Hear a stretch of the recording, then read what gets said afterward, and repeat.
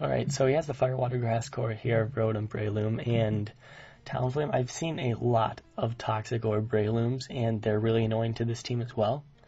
And he does have Excadrill. And he's probably going to lead with Breloom now that I think about it. And I really don't see a reason to not start with Landorus, because that could be really nice. But yeah, he's going to start with his Gengar. Unless it carries Life Orb, HP Ice, I really have high confidence that I will live anything this thing has to offer. So, no reason to not stay in. Some people fear it just because of like the amount of damage it'll do. But, I mean, I'm not worried about it. Okay, so I go for a Psychic. It's not a 2-hit KO. And Sludge Wave is only 5 base power more, so I don't think that is going to kill. So I'm just going to safely go into my Rotom Wash. I don't know how this guy plays yet. But, yeah, now he can easily... He's not going to bring in his Breloom directly. Will he? No. He brings in Excadrill. Interesting. Okay, he does have Mold Breaker. Earlier when I was battling a ton, I saw one that had Sandrush maybe on accident or something, but it was on a balloon. And basically that's why I had a Heatran and a Rotom Wash and a couple other things, but he went for Rock Slide. My Heatran, I just went for Lava Plume because I thought he was just going to kill me off. But he goes for Rock Slide, easily lifted, thankfully didn't flinch, and then I was able to take him out. And so, yeah, now, I mean, he's burned. I really don't think an EQ is going to kill me. Careless comes in again. He's just giving me dots, and I don't care. But yeah, he's just here. He doesn't know that I'm doing a live session right now, but I'm just going to go into Landorus here. He's burned. He's not going to do anything. Okay, he goes for his rocks. That's fine. I kind of want to go for Earth Power right now, just to play it safe. And I should be fine from there. I mean, I don't feel safe going for a Psychic or Sludge Wave right now. So yeah, I'm able to take him out. And now he brings in his Rotom once again. He might Volt Switch this time since he might try to predict around me. But I don't want to play those kind of games. And I'm just going to go into my Rotom Wash so I can take anything his Rotom has to take me with. So yeah, he's just going to safely go for the Hydro. Probably the better play.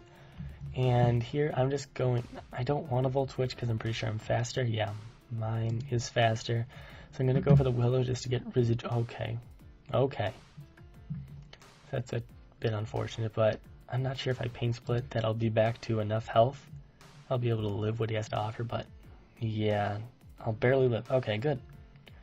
So yeah, here I can easily go for a Willow for just some nice residual damage. And it still won't be enough, though, with the Psychic to be able to take him out, I don't think. Because Psychic does, what, 47% to this Rotom? I'm going to check that really quickly. I think it was like one of the first turns. Yeah, I go for Psychic, does 47%. So I don't think a Sludge Wave is going to do an extra 5%. So I can go into Medicham.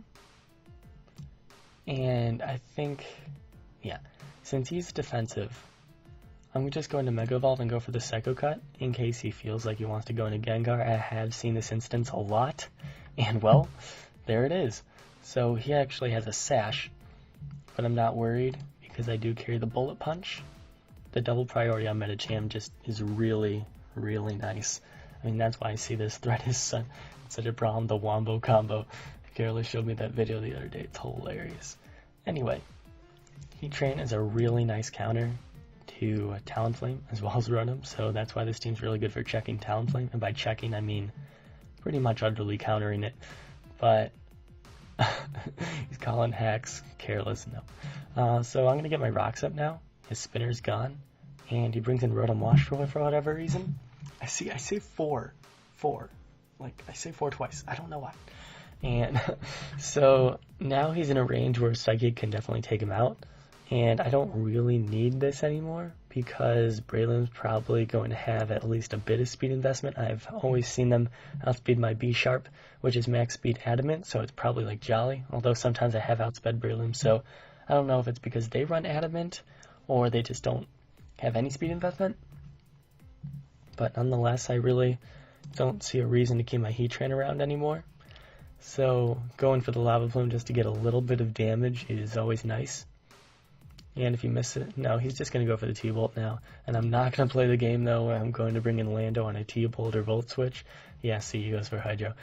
If I brought that in, that would have been hilarious. And by hilarious, I mean really bad. Anyway, so I kind of want to play some mind games. No. Basically, I don't want that Breloom to come in. If it's a Toxic Orb set, I do not want to bring it in.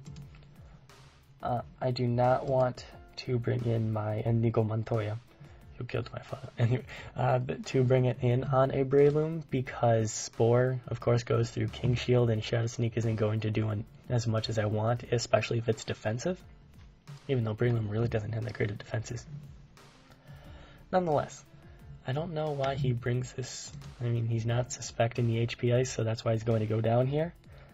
But I think I win now, because all I can do is bring in Talonflame, and yeah, he forfeited. So yeah, that is the second match of this series. I'm at 1775 now, and yeah, pretty fun. Let's see how round 3 goes.